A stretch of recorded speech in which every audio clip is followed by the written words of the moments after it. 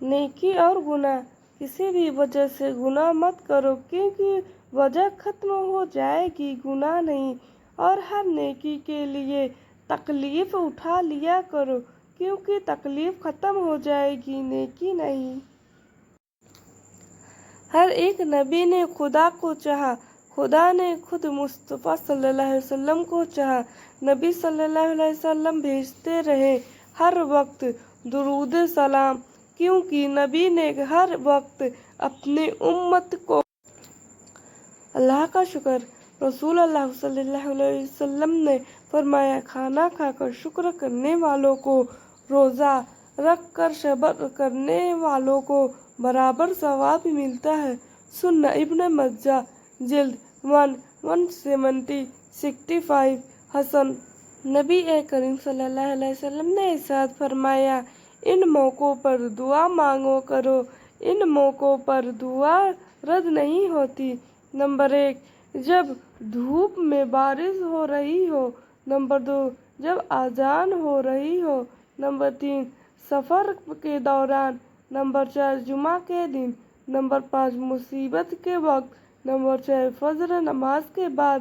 نبی کریم صلی اللہ علیہ وسلم نے فرمایا، اللہ ان کے چہروں روشن کرے جو میری حدیث دوسروں تک پہنچائے۔ کسی کا مذاق اڑانا، اہانت اور تحقیر کے لیے زبان یا اشارہ یا کسی اور طریقے سے مسلمان کا مذاق اڑانا حرام و گناہ ہے، کیونکہ اس سے ایک مسلمان کی تحقیر ہے اور اسے تکلیف پہنچانا ہے، اور کسی مسلمان کی تحقیر اور اسے دکھ دینا سخت حرام اور جہنم میں لے جانے والا کام ہے۔ حضرت عمر، ایک دن حضرت عمر رضی اللہ عنہ مینار پر جلوہ افروز ہوا اور اعلان کیا کہ میں تم کو خدا تعالیٰ کی قسم دے کر کہتا ہوں، جو آدمی میرے اندر کوئی عیب جانتا ہو وہ اس عیب کو ضرور ذکر کرے۔ یہ اعلان ہوتے ہی ہر طرف شور غم مچ گیا، آوازیں بلند ہونے لگیں۔ اتنے میں ایک آدمی اٹھا اور اس نے کہا، آپ کے اندر 2 عیب ہیں۔ یہ سن کر حضرت عمر کا چہرہ دمک اٹھا اور مسکراتے ہوئے دریافت کیا، وہ کون سی عیب ہے؟ اللہ تم پر رحمت فرمائے۔ اس آدمی نے کہا کہ آپ کے پاس 2 قمیضیں ہیں، اور ایک قمیض پہنتے ہیں اور دوسری قمیض اتارتے ہیں، اور آپ نے بانے ورائٹی کھانے جمع کرتے تھے، جبکہ یہ عام لوگوں کی وسعت سے باہر ہے۔ حضرت عمر نے فرمایا، خدا کی قسم اب میں 2 قمیضیں اور 2 طرح کے کھانے کی ہرگز جمع نہیں کروں گا۔ چنانچہ آپ اس پر قائم رہے یہاں تک کہ اللہ سے ملاقات فرمائی۔ منتخب کنزُ الامت 4118۔ نماز کو پوری طرح پڑھنا۔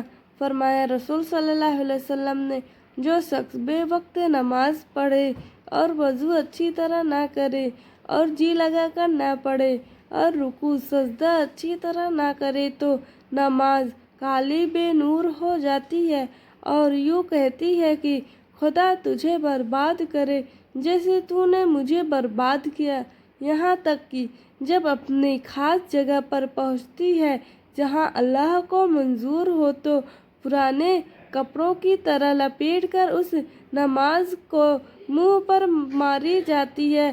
بھائیو، نماز تو اس واسطے پڑھتی ہے کہ ثواب ہو، پھر اس طرح کیوں پڑھتے ہو کہ اور الٹا گناہ ہو؟ علیہ وسلم نے فرمایا، قیامت کے روز سورج 1 میل کے فاصلے پر ہوگا اور اس کی گرمی میں بھی اضافہ کر دیا جائے گا، جس کی وجہ سے لوگوں کی کھوپڑیوں میں دماغ اس طرح ابل رہا ہوگا جس طرح ہڈیاں جوش مارتی ہیں۔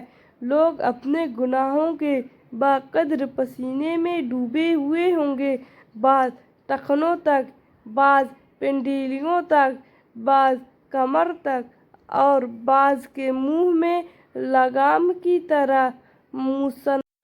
قرآن رب کو راضی کروائے گا۔ رسول صلی اللہ علیہ وسلم نے فرمایا، قیامت کے دن قرآن اپنے پڑھنے والوں کے لیے سفارش کرنے آئے گا۔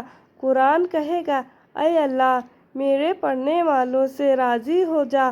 چونکہ اللہ تعالیٰ اس سے راضی ہو جائے گا، پھر کہا جائے گا قرآن پڑھتا جا اور جنت کے دروازے چڑھتا جا، اور اس کے ہر آیت پڑھنے کے بدلے اس کی ایک نیکی بڑھتی جائے گی۔ سنن مرتضی 29:115۔ ہر چیز تقدیر سے ہے۔ رسول صلی اللہ علیہ وسلم نے فرمایا، ہر چیز تقدیر سے ہے، یہاں تک کہ آدمی کا ناکارہ اور ناقابل اور قابل و ہوشیار ہونا بھی تقدیر سے ہی ہے۔ صحیح مسلم۔ وضاحت: تقدیر کہتا ہے کہ دنیا میں جو کچھ بھی ہو رہا ہے، اچھا ہو یا برا، وہ سب اللہ تعالیٰ کے حکم اور اس کی مشیت سے ہے۔ ہمارے اوپر اس کا یقین رکھنا اور اس پر ایمان لانا فرض ہے۔ سچی زبان اور صاف دل۔ حضرت عبداللہ بن عمر رضی اللہ عنہ سے روایت ہے کہ رسول صلی اللہ علیہ وسلم سے سوال کیا گیا، لوگوں میں سب سے بہتر کون ہے؟ آپ صلی اللہ علیہ وسلم نے فرمایا، صاف دل اور سچی زبان والا۔ صحابہ کرام نے عرض کیا، زبان کے سچے کو ہم سمجھتے ہیں، صاف دل والے کو کیا مراد ہے؟ آپ صلی اللہ علیہ وسلم نے فرمایا، پرہیزگار، صاف دل، جن میں کوئی گناہ نہ ہو، نہ بغاوت، نہ کینہ اور نہ حسد۔ تم اور تمہارا مال۔ عبداللہ بن عمر رضی اللہ عنہ سے روایت ہے کہ ایک شخص نبی کریم صلی اللہ علیہ وسلم کے پاس آئے اور عرض کیا، اللہ کے رسول، میرے پاس مال ہے اور والد بھی ہے، اور میرے والد کو میری مال کی ضرورت ہے۔ تو آپ صلی اللہ علیہ وسلم نے فرمایا، تم اور تمہارا مال تمہارے والد ہی کا ہے، کیونکہ تمہارا والد تمہارے پاکیزہ کمائی ہے، تو تم اپنی والد کی کمائی میں سے کھاؤ۔ سنن ابی داؤد۔ بسم اللہ الرحمن الرحیم۔ حسد کے نقصان۔ حضور صلی اللہ علیہ وسلم نے فرمایا، حسد نیکیوں کو اس طرح کھا جاتا ہے جیسے آگ لکڑی کو کھا جاتی ہے۔ حضور صلی اللہ علیہ وسلم نے فرمایا، تمہارے اندر وہ بات پیدا ہونے لگتی ہے جس نے اگلی امتوں کو ہلاک کر دیا تھا، وہ حسد و عداوت ہے۔ رسول صلی اللہ علیہ وسلم نے فرمایا، اللہ تعالیٰ ظالم کو اندر روز دنیا میں مہلت دیتا رہتا ہے، لیکن جب پکڑتا ہے تو پھر نہیں چھوڑتا۔ پیغمبر محمد صلی اللہ علیہ وسلم نے فرمایا، جب لوگ کسی پر ظلم ہوتے دیکھتے اور ظلم کا ہاتھ نہ پکڑے تو جلد ہی اللہ اسے قوم کے سبھی لوگوں کو اپنے عذاب میں گھیر لے گا۔